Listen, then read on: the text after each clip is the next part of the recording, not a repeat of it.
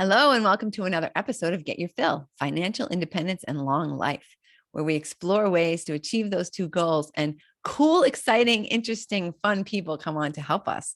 And that's why I am psyched that Amy Sylvis is with us today. She's gonna wow, you're gonna love her. We've only talked for like 5 minutes and I already think she's fantastic. So Amy, thank you so much for being with us today. Oh, what an honor. Thank you so much. I'm really excited to talk with you today and add value to your listeners. I know you're going to do that. So Amy, tell me, I always want to know how people got started. I know you're really successful today. Was that like right out of the gate? You were like, yeah, I got this thing. It took me 10 long years to break into this industry. Many attempts, many failures. Yeah, this was the opposite of an overnight success. So, then I want to understand, first of all, why you stuck with it. Why you didn't just say, yeah, not cut out for this, next. Yes, I would be lying if I said I didn't have some of those moments where, I try to live with some self-awareness and realize, even this 5'2" petite woman can't play for the NBA. We all have some limit. But, I think my why and my drive was so strong. And I can kind of get into that if you would like. It's a little bit of an in-depth kind of situation there. But truly, I felt that there was no other option in terms of kind of the lifestyle and the goals and what I wanted to achieve to impact the world with this vision I had for starting my business and breaking into this industry. So I think that why and that drive kept me going after each repeated failure. And so, you have just reminded me that I did not read your intro. So people are like, who are you? And what are you successful at doing? That was a huge oversight. I never do that. Okay. So let's do that right now. Let's, make up that mistake. So if you stayed with us this long, I'm really grateful because you're like, who is this Amy Sylvis person? Amy's the founder and principal of Sylvis Capital. It's a real estate firm that invests in large multifamily properties in emerging markets throughout the United States. Wow, that's impressive already. It's a credit for accredited and non-accredited investors. They appreciate investing alongside with her team to help them to take advantage of not only their extensive experience, but also their detailed research and exclusive relationships. Sylvis Capital offers multifamily investment opportunities without the day-to-day hassles of owning real estate while generating strong returns. And I know that's a lot of people's thing about real estate investing. Like, yeah, not really into the changing, no toilet working calls at 2 a.m. So you don't have to do any of that. Sylvis Capital currently has over 430 apartment units and $39 million worth of assets under management. That is amazing. So, and that took 10 whole years. Wow. That's all, So now that we know why you're amazing and what you've been up to, explain, even if it's a little bit of a detour, explain that road, explain why, because, like I said, I know a lot of people who they'll try something for a few weeks, a month, whatever. Like, oh man, I'm not cut out for this, not doing it, Yeah, there definitely is a stick-to-itiveness that that sometimes needs to happen. So yeah, bear with me with this story. I'll be brief, but you can ask questions and dive in, and we'll flow with this. Excellent. But I was born with a genetic lung condition called cystic fibrosis. Oh wow! So I was supposed to live to be about 16 years old when I was born in 1981. My parents were told to take me home and cherish me. And spoiler alert, I'm going to be 41 next month. So wow. Isn't that fun? You're like, oh yeah, doctors. I love it. Yeah, I'm like, the gray hairs, the wrinkles, I cherish them all of it.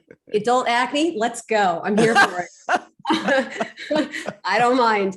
But I knew from a very young age, if I was going to beat these odds, or the longer my life was going to be, the progressive deteriorating nature of this disease and the impact it would have on my lungs, I likely wouldn't be able to hold down a job.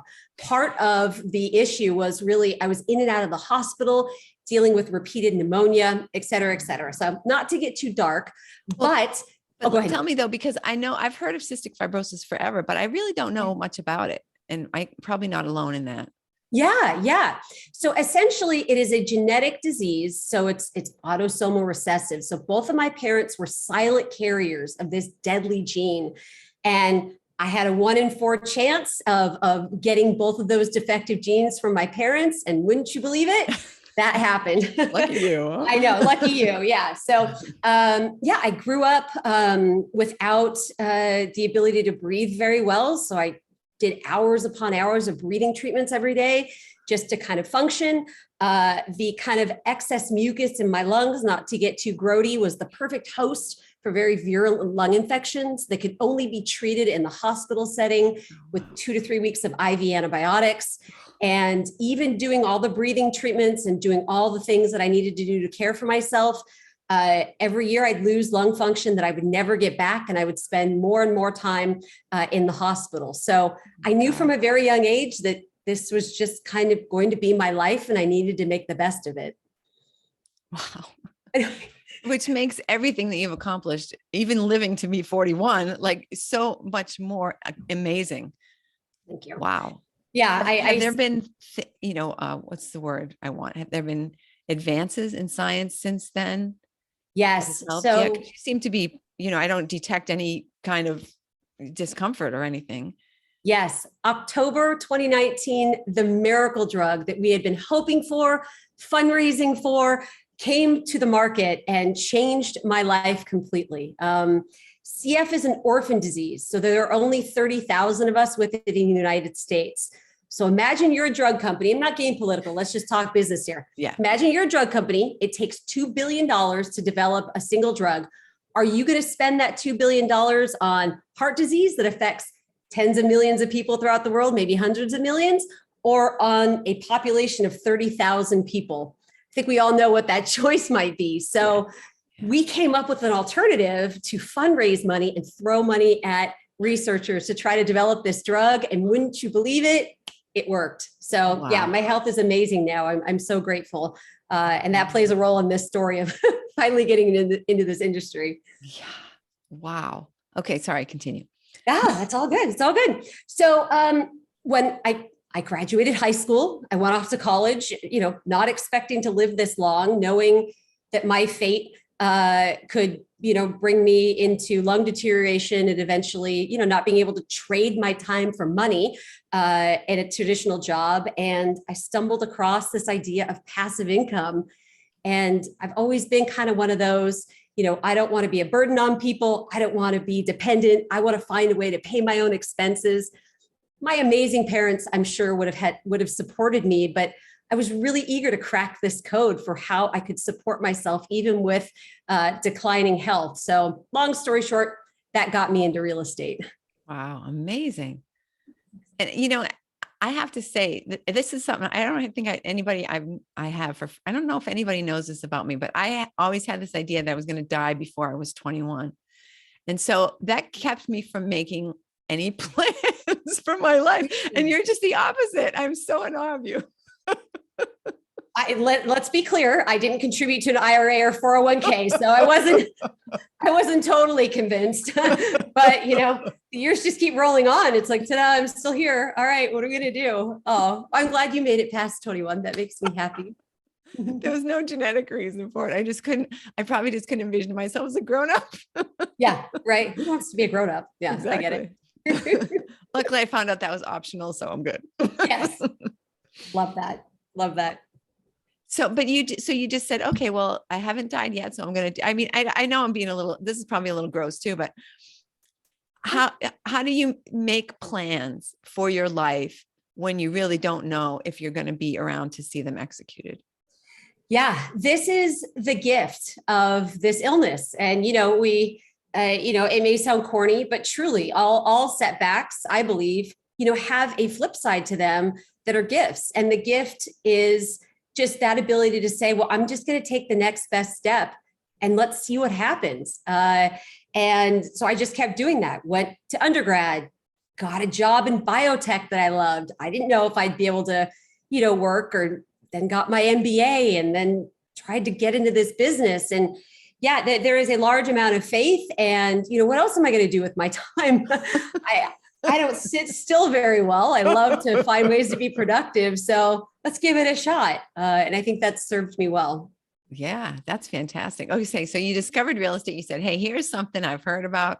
I can understand you can make some passive income doing this. How does that translate to 430 units? Yes. So if we think back to maybe 2011, I was still working a full-time job. I was in my early 30s, which I never thought would happen. I was still dealing with CF and all the in and outs of hospitals. And I had this bright idea to try to buy small multifamily, 3, 4, 5 plexes. And unfortunately, I kept landing in the hospital. My job performance kept suffering. It was candidly frustrating. But I, pressed repeat about a dozen times. And finally, this miracle drug came to the market that gave me kind of the health that I needed. So I read a whole bunch of books in that meantime, got a coach, got a mentor, kept practicing, and found a lot of connections, and things finally hit. Only took 10 years. Yeah, but so 2019 is really when you started your business? Yes. Wow. Yeah. And the fun thing, raise your hand if you remember March 2020. That was a fun time to have an underlying lung condition, even with a miracle drug, right? And like, wait a minute, I thought I got my life back. Oh, wait, stay home. Yeah. Wow. But you hunker down and build a business as one does, I guess. Wow. Unbelievable. Yeah. You're a very remarkable person. I'm very impressed. Oh.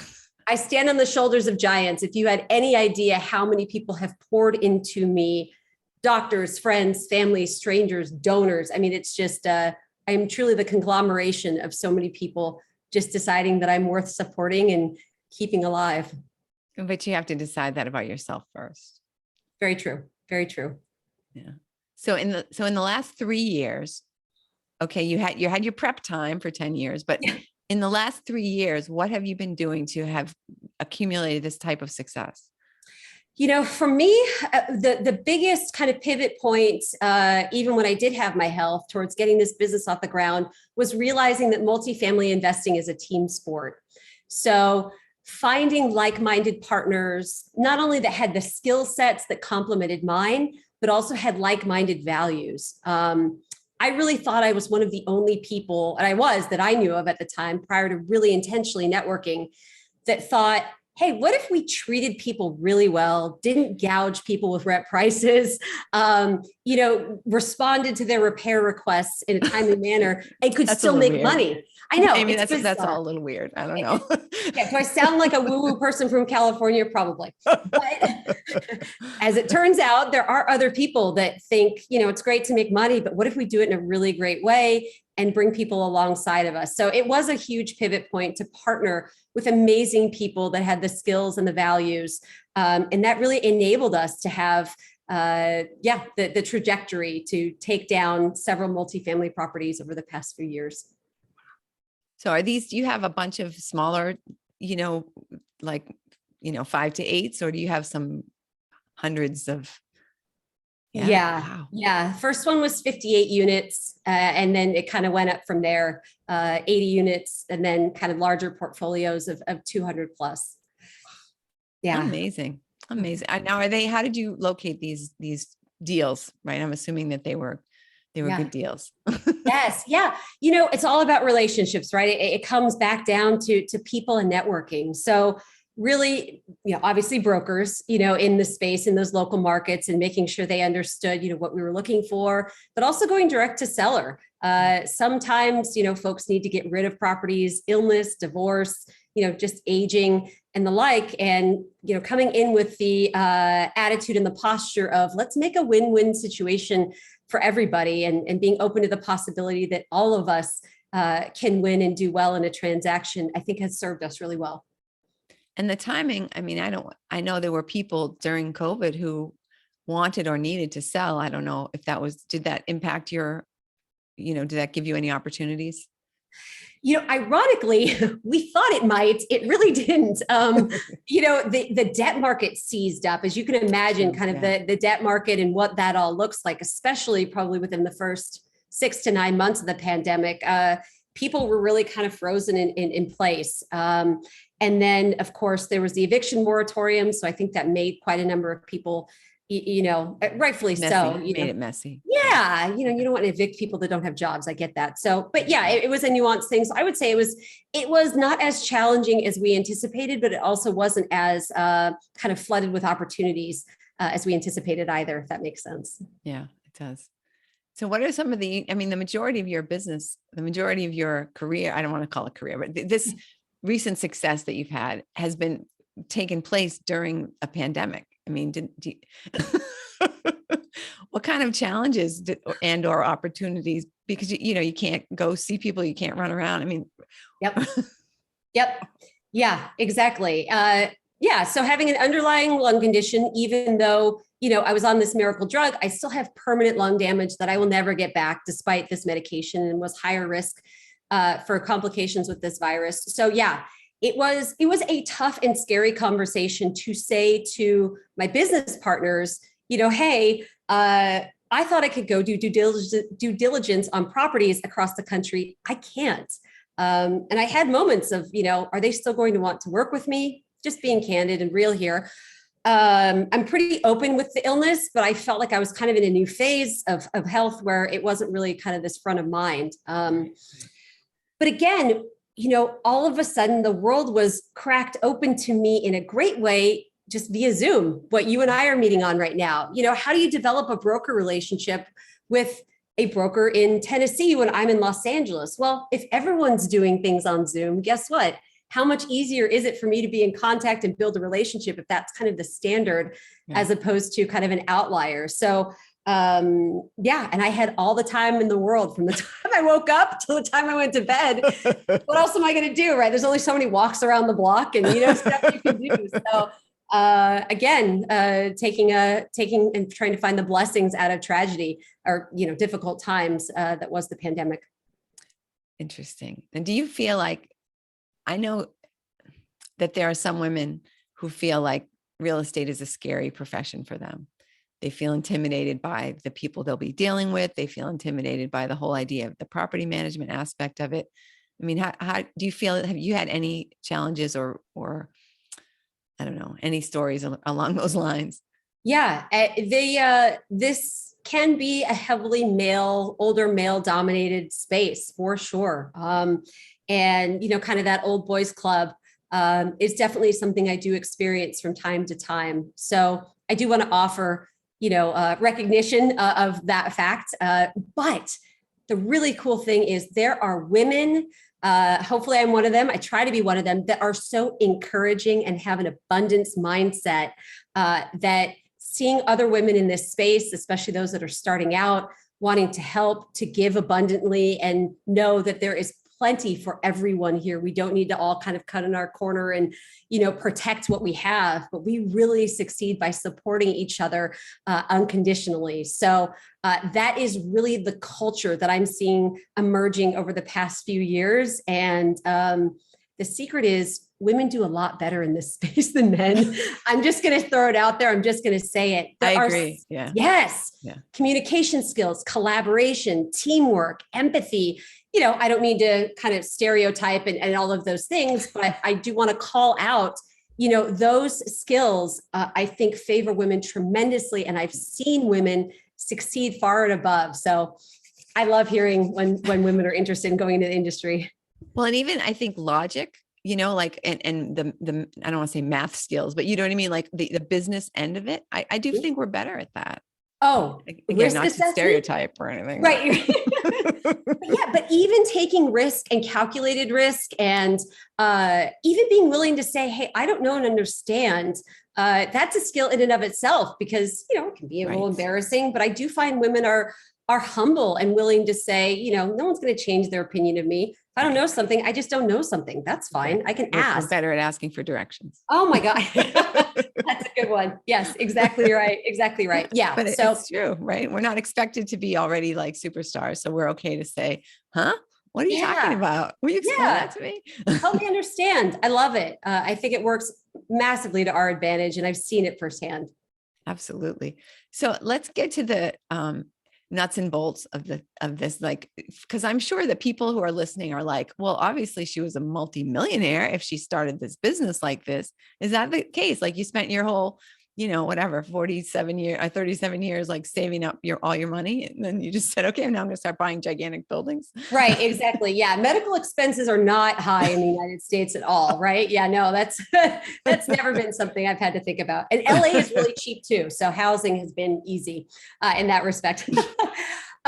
What I really loved about this business model that I didn't really realize until I was in my early 30s is this concept of syndication. So coming up with the down payment and the capital expenditure budget to do renovations and such, it's something where we can pool our resources together, operate together, and earn a return on our investment together. So it really, at least for me, took out the intimidation factor. So each one of my real estate and apartment portfolios has other people investing in it that get to benefit and build wealth that way. So when the SEC allowed this structure, it really cracked open kind of one of the secrets to the top 1% in terms of wealth building to the average everyday person.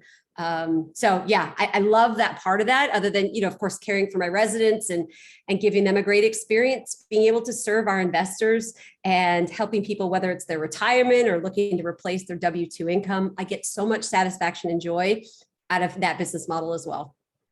So I'm actually, this space that we were talking about earlier, I'm actually going to potentially have shareholders in this. And it turns out to be a really big deal, like, how many you can have and, all this kind of stuff. And are your people actual shareholders? Are they investors? How does that model work?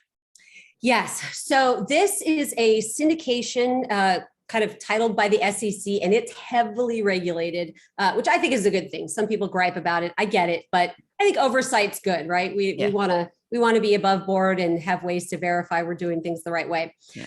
But yes, we own the property in an LLC, and our investors own a part of that LLC. So they are owners. They get the tax benefits. They get the distribution checks every quarter, and when we sell, they get a part of that profit as well. Mm-hmm. So is it almost, just to maybe choose a framework that people might be familiar with, is it sort of like a mini REIT type of thing? Is it along the lines of that? A little bit. Yeah. A REIT is a little more removed. The tax benefits aren't there, and, it can be publicly traded. Sometimes it's not. Yeah. It's a bit more hands-on, not in terms of operation, but in terms of kind of levels of ownership and such. I don't know if that makes sense, but yeah, you can think of it as kind of a REIT in terms of shares and such, but it's a little less complicated. But I think a REIT, and you can tell me, obviously don't know everything about your business model, but a REIT would be maybe more of a pool of investments as opposed to, I think yours, people are investing in a specific building. Would be accurate? That's spot on. Yes. So our investors do get to choose, per deal, as opposed to, investing in something where they don't know necessarily where they will be investing, and they're kind of turning that power over. Thank you for that. You're exactly right. That was just a stab in the dark. I just thought that might be accurate. And then how about, as an owner, are you, if for example, the building had a loss, would the owners have to be like, okay, I guess we got to pay in 50,000 this year instead of getting what we thought we were going to get for dividends? Are you exposed to that kind of potential loss? Yes. So that is kind of a yes and no answer. So the first part about that is the investors are not on the loan. So in terms of liability, asset protection, things of that nature, the limited partners, the investors are not, liable in that sense, and won't be, folks won't go after them in case, God forbid, something like that happens. The other part is, and I tell people that are kind of looking at different, people to invest in, is part of one of the benefits of the people that I work with is the net worth that they bring to the table and the ability to cushion because of their own personal reserves and the reserves that we pad the property with for events like that. At the end of the day, to be a little crude, our ability to continue to do this type of business depends upon our performance. So we have every incentive to not have to do a capital call, have to ask investors for money. But returns, yeah, nothing is guaranteed in that respect. So sometimes there are some things that happen. I've had stuff like that happen where perhaps returns aren't as great or don't happen at all in a given quarter because of unforeseen, events. Because of pandemics and people can't pay their rent or you can't kick them out, right? Just to name For a example. few. Yeah, just to name a few. Yeah, exactly. So then what happens if a person says, oh, I have this life event, I need to sell my shares? Is that a possibility for them, or they have to wait until the property's liquidated? Yeah, it is a possibility in the sense that if we happen to know someone who's willing to buy it, or if they know someone that they want to transfer or sell to, absolutely. Our typical hold time is around 5 years. So we try to, not make it overly long and, because that obviously increased risks that life events can happen. But yeah, it is transferable in that respect. If God forbid something like that happens, we do our best to work with people because that's the right thing to do. Yeah. So when you said you also work with non-accredited investors, which would normally be, I don't know, would you just explain that for folks who aren't familiar with the different levels, I guess you could call them? Yes. Yeah. So the SEC, which I think is a good thing, has different designations for people and therefore different kind of filings and classifications of deals like what I do. So an accredited investor is someone that has $1 million of net worth, excluding their personal residence, or earns $200,000 a year for the past several years and anticipates that moving forward. Or for someone who is married, filed jointly together with their spouse or partner, has $300,000 a year in income the past few years moving forward. So, and then a non-accredited investor, otherwise known as a sophisticated investor, either has experience in the real estate investment space or has the aptitude and ability to kind of learn. Essentially, the SEC wants to protect people where, someone like me isn't just taking someone's money from someone who can't, or maybe just doesn't understand the risks and such. So it's a good thing. Where that kind of comes into play is we have two different types of syndications that we can do. One where we can advertise and one that we can't. The one where we can advertise, you can imagine, is a little bit easier, but only takes accredited investors. But we are really, really leaning into this concept that we want to make these investments accessible to as many people as possible, and of course, as is appropriate. So we take the harder route and don't advertise, but do the syndications that take non-accredited folks to be able to help them get into the real estate wealth building space. So then how can you let people know about that without, quote unquote, advertising, just like quietly whisper in their ear at a party? Yes. That's the challenge. It is really networking. It is word of mouth.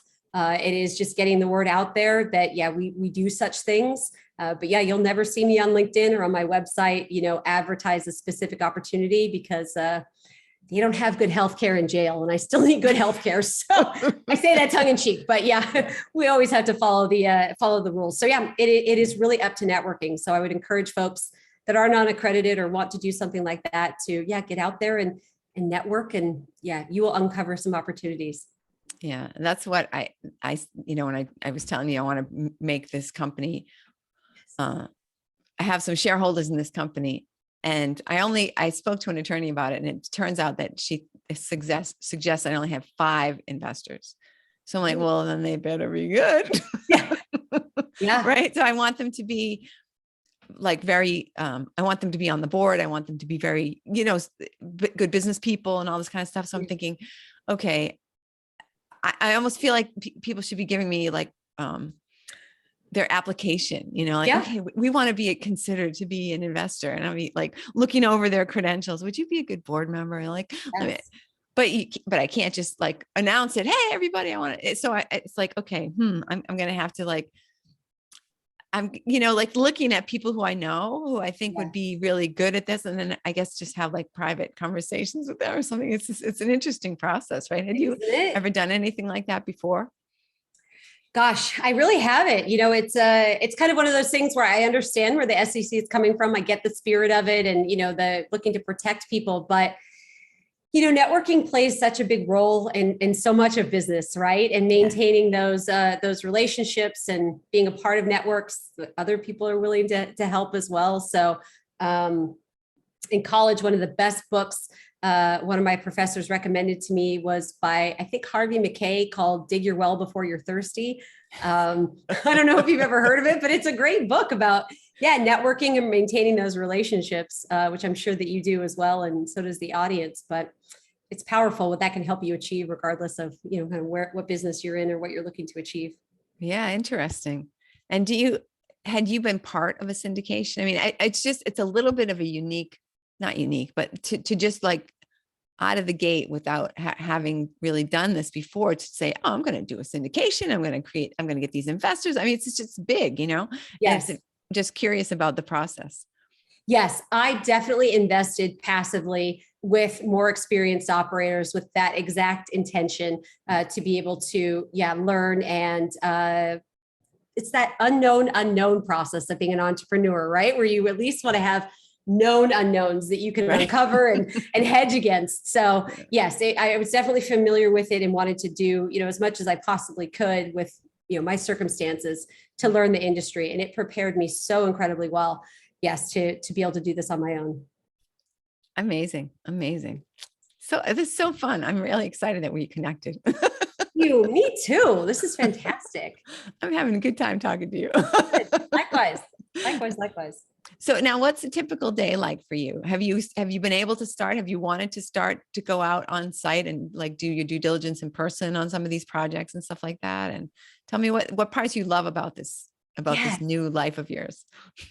My gosh. So I am just now, it's May 2022. So I'm just kind of now coming out of my cave, and actually my husband and I will be traveling on site next week. I know, so exciting. There are properties we have not seen in person and we're excited to see. So yes, really love that. I would say, gosh, I love every part of this business. I really love market research. There is something, I guess maybe my analytical skills just really thrive in figuring out, where are good things happening in the United States? Where are people moving? Where are jobs growing? And how can we leverage that to get great returns? So it's part kind of Carmen Sandiego traveling where in the world is Amy, but also part detective of, just doing that research and uncovering hidden gems. And I think the market research is second only to the investors, the potential investors that I talk to. Everyone has a story. Everyone has needs and goals. And it is so satisfying one, just get to know people. Everyone's a friend. I just haven't met yet, right? Yeah. But I have a solution to, for something that they're looking for. My gosh, what a great feeling. I talk to folks that, they're busy. They've got great full-time jobs. They've got kids, they've got hobbies. They've always wanted to get into real estate. They don't know how. They don't necessarily want another full-time job. Right. So to be able to offer something that may fit their needs is so rewarding. I can imagine. Yeah, that's fantastic. Now let's talk a little bit more about the market research, because I hear people every day say, oh, I'd love to get into real estate investing, but there's just no opportunities out there. Everything's so expensive, right? So tell me how that's not true, or how you've been able to, ignore those people and find some great deals. Yeah, it is. It can be challenging, but it really depends on the market. And of course, putting in the elbow grease to build those relationships. I think the biggest tip I have for people is, I think we're all drawn to these, sexy markets of Austin and Nashville, or, maybe somewhere in Florida. And they're all outstanding markets, but there's a lot of capital out there, specifically institutional capital, that doesn't need a return on their investment. They're simply looking to place money. And so competing with those folks is tough. So I hear what people are saying. My encouragement is go about 60 miles outside of the city center, where maybe some other people that can't afford, the big shiny apartments or, something like that, close, to the inside of the city, but there are commuting patterns. There are people that are still benefiting from the great economic growth of the city, but you're not competing with institutional capital because they don't want to be outside of the city necessarily. So we found a lot of really great deals that way, and less competition, but still great returns because we're a part of kind of that MSA, that metropolitan statistical area that shares the economy with the big major city. Yeah, that's a fantastic tip. So I Thank know you. I'm thinking about during the last downturn, you know, there's this town, Worcester, which, sorry, I keep hitting my table here. That's about an hour west of Boston. And their prices dropped. So a property that was selling for like $150,000 was now selling for about $60,000. So that was during the last downturn. And now, of course, so if you would have swooped in and bought that for $60,000, you're now seeing it's back up to like $180,000. Wow. Though you can't get those kind of returns in the city, right? Because things didn't drop precipitously the way they did outside the city. And that's just, 45 minutes, I guess, west of the city. And fantastic, still some fantastic opportunities there. Plus there are colleges there. There are major highways there. It's a really fantastic town that investors sort of started exploring when there wasn't a lot else going on. So, or that when there weren't a lot of opportunities right in the middle of the city, but people looking at, on their street and saying, no, everything on my street's really expensive. Like, okay, what about another street? How about another town? Right. Yes. Yeah. And I think, there is kind of this notion, and I fell into that as well, of, what's kind of near me and what opportunities are there. And I think that's one of the advantages of multifamily real estate, is being able to, live where you want, but invest where it makes sense, which may be where you live, but maybe not. There may be other opportunities. And especially with this work from home movement, not everyone wants to live inside the major city or the city center. So this kind of suburbia trend that the pendulum is swinging towards a little bit, tertiary, secondary markets, we're really seeing strong demand from people, and incomes rising as well in terms of the type of people that rent there. So it's exciting. Do you have a profile, I guess I want to say, for the type of property that you're interested in? Yes. So we typically do 1980s or later build. So we're not dealing with some of the galvanized piping and some of the electrical, issues that we see, not throughout the whole country, but a lot of the country in 1970s or earlier build. We learned that the hard way. We had a pretty awful water issue with one of our early 1970s properties that could have been avoided had we, been a little bit different in our choosing, but it's okay. It's always a learning experience. Exactly. And our investors still got a good return. But so we do that. Class B, we really like to serve folks, not necessarily that are the renters by choice. That's a great segment, but they tend to be top of the market rents. And that's a really kind of a whole other dynamic. But we're really drawn to the folks that likely will be lifelong renters, that want something that's affordable and safe. And we can really, a lot of those properties need to be spruced up a bit in terms of new flooring, countertops, cabinets, and such. So to be able to do those renovations brings us a lot of satisfaction. And then the purchase price, usually between 20 to 30 million, and 200 plus units is where we primarily focus. So I'm thinking about the logistics of living in Los Angeles and buying a place in Tennessee and trying to renovate 200 units without being able to leave your living room. I mean, can you just talk me through how you're finding good professionals on the ground to do this kind of work? Because people in their own town can't find somebody to come and change out their countertop. So right. Yes. The real key was, the business partners that I have, on the operating side, but finding a great property management company, and baking into our underwriting and our assumptions that we will have to pay more for labor to be competitive, and pay more for supplies and items that we need to renovate. So it has been a challenge, but we have found that being strategic in terms of the money we have allocated, and being able to treat the folks that are doing the labor well has served us brilliantly. And then of course the property management, they've got connections. This isn't their first rodeo. They know how to work through this and are on the ground overseeing that. We cherish our property management company more than I can say. And whenever don't tell them, but whenever they ask for more money, we give it to them because they're so worth it. Woo, they are. So do you have one property management company that you use for all the different locations?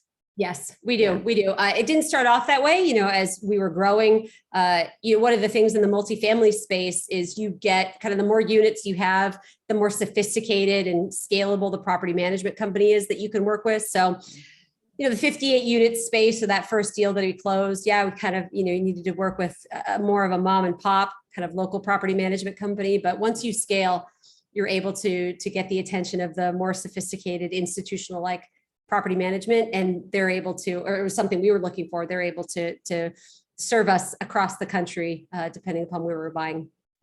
Yeah, that seems like a great advantage. But when you had to hire the mom and pop ones, I'm just thinking of people who might be starting out. Yes. How did you go about recognizing that you were going to be hiring a good person? I mean, what was your criteria for hiring? Yeah, values first. They are how we interact with our residents for the most part. So, stories like, oh, I showed up on a Saturday, not every Saturday. I'm not looking for everyone to work overtime and sacrifice their work-life balance. But if someone's willing to come in on a Saturday to, attend to a resident that's having an issue that's, more severe than normal, yes, that's important. People that understand that they can come to us and have the same values of, yes, money is important, profit's important, but we cannot get that way unless we treat people like people and don't kind of scrimp. So in that respect, the values are really top of line. And then really understanding their philosophy about reporting, about cadence, and really just experience and recommendations from other property management. Those were all other property owners. Those were all very key to us because we're pretty analytical in terms of how we manage things. So reporting out was another key metric that was important to us. See, this is how women really do so well in this space, right? Let's communicate. Let's, make sure that we're not just like finding, Jim's buddy here in Tennessee or whatever, Right? Oh, I know Billy Bob. He'll do a great job. Yeah, okay, let's do that. We had a beer together on Saturday. Mm-hmm. I'm goofing on men right now, but it's what it is. It's our time. Exactly. But also what you were saying about the whole, when you factored in we factored in extra money for the workmen and extra money for the materials. And then lo and behold, in COVID, you needed that extra money for the materials. And rather than saying, oh, I think we can shave off and we can probably get by with this amount. That's those are one of the learnings that I got from being that passive investor for a while of, it may mean not as many deals work. Instead of analyzing 100 deals and being able to buy one, it may be 150 and being able to buy one. But my gosh, does it help me sleep better at night because I'm not stressing about, how much money we have and, inflation's been running rampant, but we still have those contingencies and the deal still works for our investors. So sometimes the harder road pays off, and it definitely has in that respect. Excellent.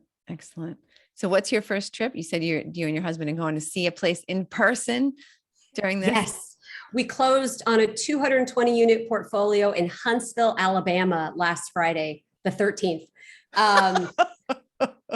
Oh boy. I know. I've never been to Huntsville. My husband hasn't either. Maybe folks haven't heard of it. It is shocking. So a few fun facts. Highest number of engineering and advanced degrees per capita than most cities in the United States. The first commercial airport authorized by the FAA to be able to land space commercial flights on. I know. Are you kidding?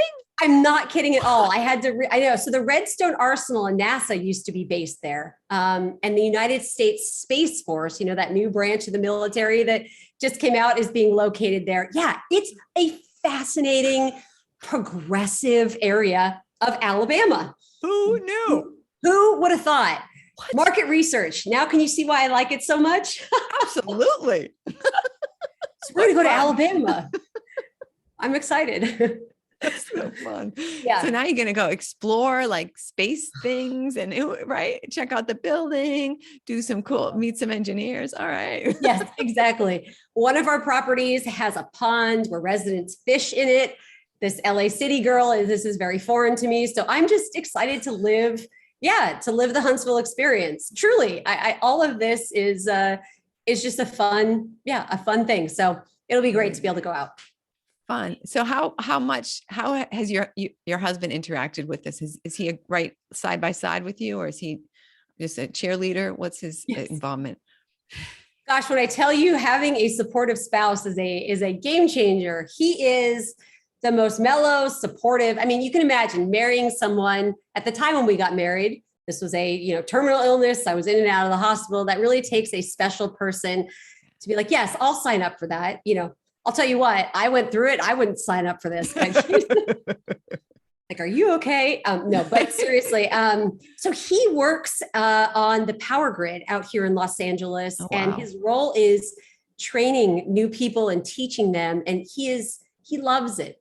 He's quite the opposite of like the big, scary, guy that you meet right when you join your job. He's very thoughtful and compassionate and also a really effective teacher. So I don't know if he'll stop that job anytime soon, but he gets so much fulfillment out of it. And just kind of looks at me like, I don't know who this woman is that I married, but yeah, go do whatever you're doing in real estate. So he enjoys coming along for the ride, but he's really not involved in kind of the day-to-day. That may change at some point, but in terms of, how we structure things, I'm all about him doing whatever makes him the most fulfilled and happy. Yeah. But you're right. Having a supportive spouse. I mean, I don't know how you could really become, a successful entrepreneur if you're fighting your partner every step of the way for freedom, for, oh, you're still working, something like that. Truly.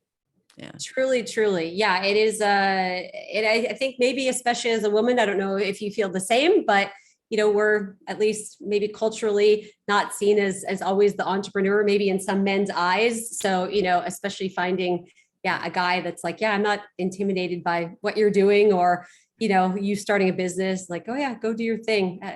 To me, that's a rare find. Maybe I'm not running in the best circles, but I'm very grateful. It is a rare find. And what else? Even someone who truly loves you and wants to support you could legitimately saying, but honey, I want you to stay healthy. Is it good for you to be doing this and getting so excited and traveling and right? I mean, yep. Yeah, a lot could go wrong there. So yes, give him a big hug. And I will. I'm going to have him listen to this too. He'll love that. Awesome. Love you, Joel.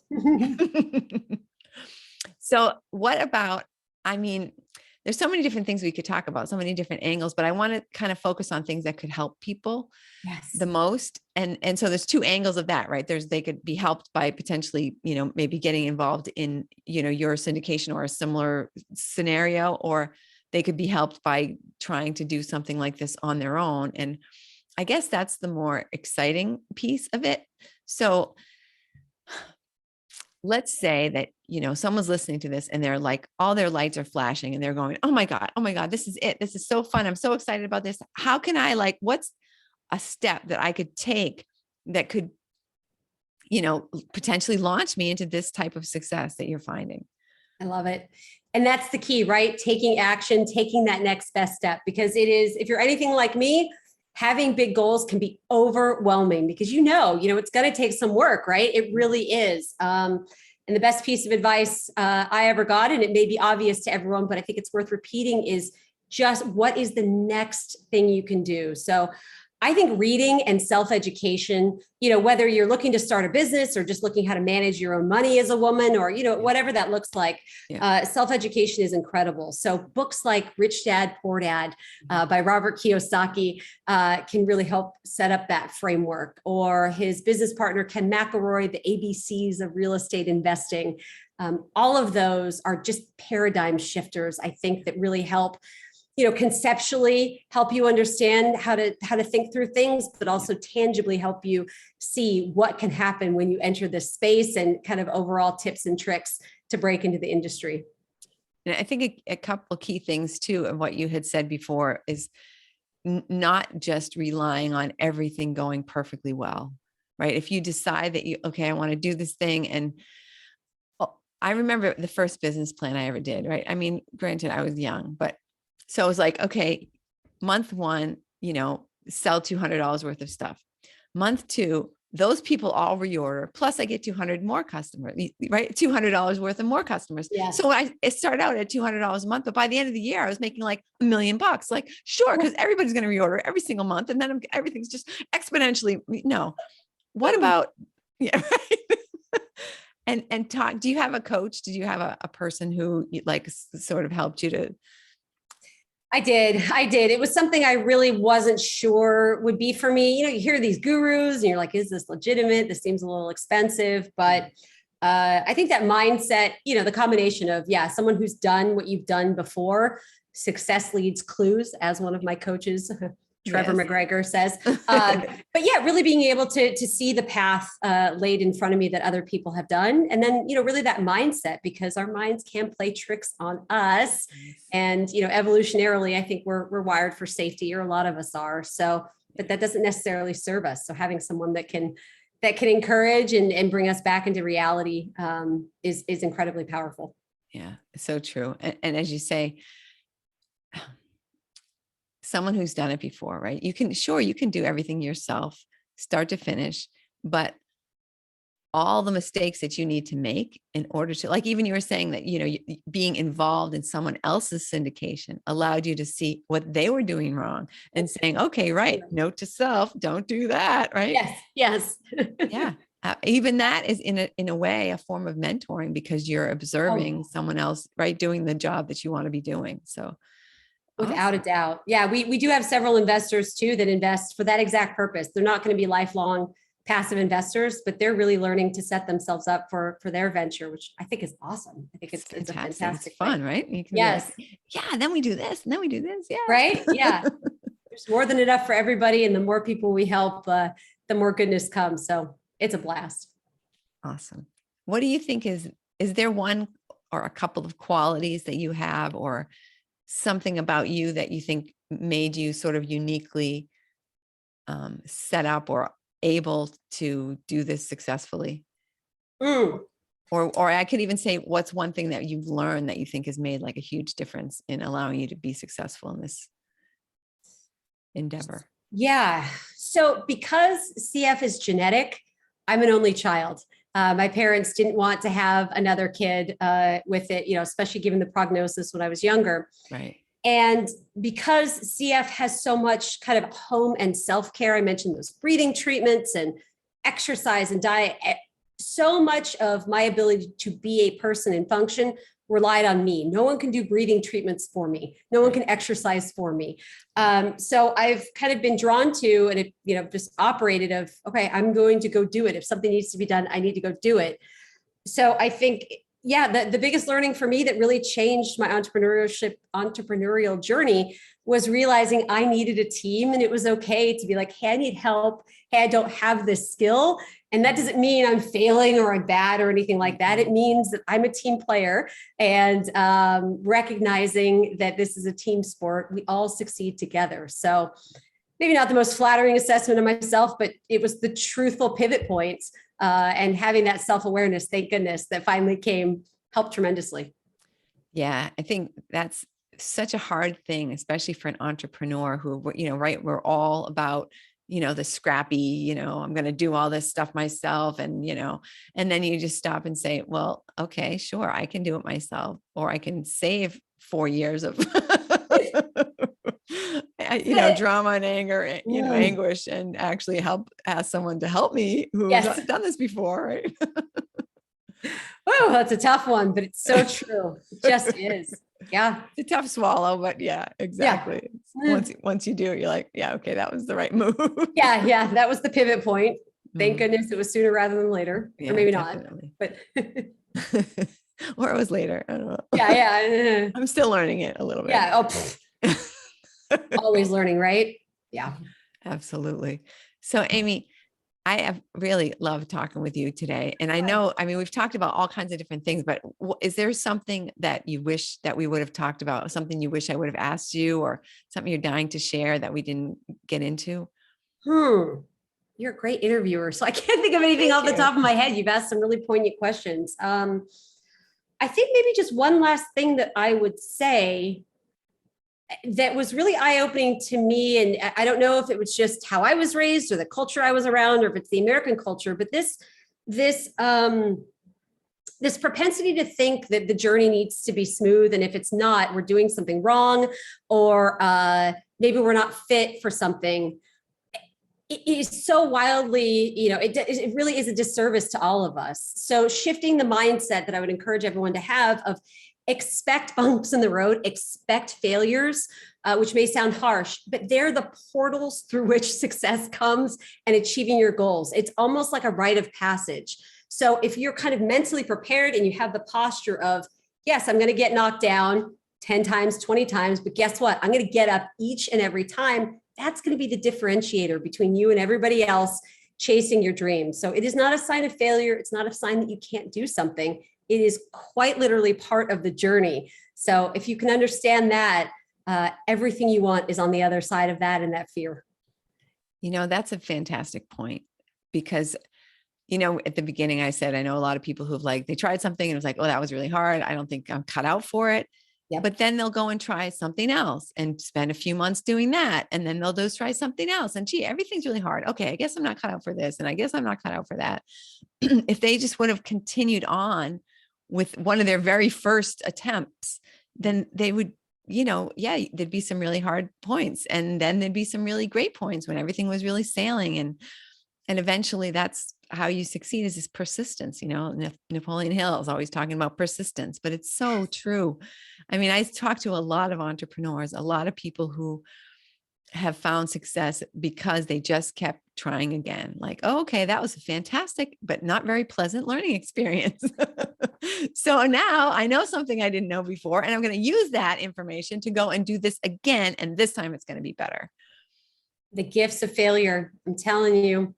Yep. It's hard. We don't see it on social media, right? We're not seeing no one goes on Instagram hoping to see everyone's struggle and misery and all that. Right. So what's wrong with me? How come I'm not successful? Like XYZ person, like, exactly. Who didn't bother to post for the last 6 months because they were having a really horrible experience. Right. Exactly. Yeah. Let's keep it real. And part of that means, we get to encourage people as they hit those bumps. So Absolutely. So in parting, Amy, I really love talking to you. I think I already said that before, but I think you're fantastic. I love your energy. Is there one thing or a couple of things that you could advise people to go do today that would just kind of set them up into the right mindset for being successful in something that they maybe have always wanted to do and have not quite dared to do? Yes. Write down your goals. I've always thought something like that was a little corny. Why would someone tell me that? I know my goals. Why am I writing them down? Our mind is only able to pay attention to a certain number of things. If we took in every little detail of what was going on around us every day, we'd go, a little insane. So our ability to point our mind and instruct our mind on what to focus on, and kind of the glasses, if you will, through which we see the world, we can prime our minds by reading our goals every morning that we've written down. And our mind will pull in, some of the ideas and occurrences and networking around us that we otherwise might not have noticed because our brain just simply wasn't primed or put in a position to notice. So I think that's one of the biggest things I can recommend is writing down your goals, review them every morning. If you've ever read Miracle Morning by Hal Elrod, it's probably one of the best books I could possibly recommend, because that morning routine and how it can change how you run the rest of your day is just so powerful. Absolutely. Absolutely. Amy, thank you so much for being with us today. Thank you. This is an absolute joy. Oh, I have had a great time. And thank you, listening, for being a listener. And I know that you got tremendous value from Amy. And so think right now, who can you forward this to? Who can you share Amy with? They're going to thank you 100, they're going to take you to lunch after they hear Amy, because they'll be like, oh my God, thank you so much for sharing Amy with me. Amazing. Thank you again, everyone. And thank you so much. Thanks. And we'll see you next week. Yes.